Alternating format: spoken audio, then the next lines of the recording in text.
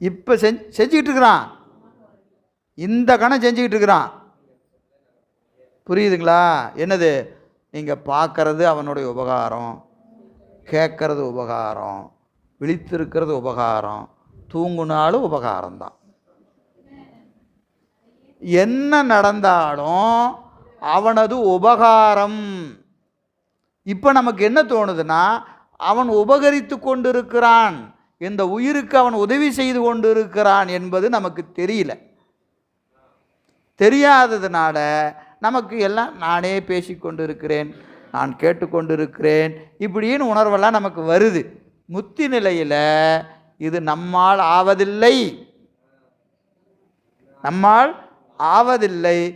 இறைவன் எனக்கு கணந்தோறும் கணந்தோறும் கணந்தோறும் எனக்கு என்ன செய்து கொண்டிருக்கிறான்? உதவி செய்து கொண்டிருக்கிறான் என்று உணர்ந்தால் கண்ணீர் மட்டும்தான் வரும். இப்போ நம்ம பேசுவோம், இறைவன் செய்கிற உபகாரம் தாங்க, அவன் இல்லாமல் ஒன்றும் இல்லைங்க அப்படின்னு நம்ம பேசினாலும் கணந்தோறும் கணந்தோறும் அதை நினைக்க முடியுமான்னு கேட்டால் நம்மளால் நினைக்க முடியாது. காரணம், அறியாமையில் நாம் இருக்கிறோம். இந்த அறியாமையை நீக்கி அவன் உபகாரம் செய்யலை, புதுசாக முத்தி நிலையில் அவன் ஒரு உபகாரம் செய்யலை. நல்லா ஞாபகம் வச்சுங்க. அப்போ தான் ஏதோ செஞ்சானான்னு கேட்டால் அப்போ இல்லை. அவன் எப்போ இருந்து செய்கிறான்? அனாதி கேவலத்திலிருந்து நம்ம கூடவே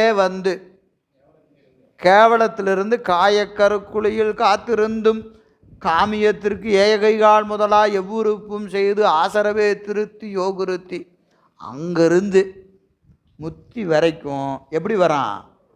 கூடவே இருந்து இமைப்பொழுதும் என்னெஞ்சின் நீங்கான். இந்த உபகாரம் நமக்கு புரியாமல் இருந்தால் சகலம், புரிஞ்சிட்டா முத்தி. இப்போ புரிந்ததும் புரியாததும் தான் வேறுபாடே உடைய, அவன் ஒன்றும் புதுசாக செய்யலை, புதுசாக ஒன்றையும் செய்யலை. இப்போ என்ன செஞ்சுக்கிட்டு இருக்கிறானோ அதைத்தான் முத்தியிலையும் செய்வான். என்னது? உபகாரத்தை அவன் செய்து கொண்டே இருக்கிறான். அறிதலும் அறியாமையும் தான் வேறுபாடே ஒழிய அவனிடத்தில் வேறுபாடு இல்லை. அவன் ஒரே மாதிரி இருக்கிறான், நம்ம தான் மாறுறோம். புரியாத போது ஒரு மாதிரியும் புரிந்த போது ஒரு மாதிரியும் இருக்கிறோமா இல்லையா? இதுதாங்க வேறுபாடு, இதுதான் வேறுபாடு. முத்திக்கும் சகலத்துக்கும் வேறுபாடு என்னது? புரிதலும் புரியாமையும், வேற ஒன்றுமே கிடையாது. இப்போ புரிஞ்சிட்டா நம்ம யார்? சிவன் புத்தர். நாம் புரிஞ்சுக்கிட்டோமா? அறிந்தோம்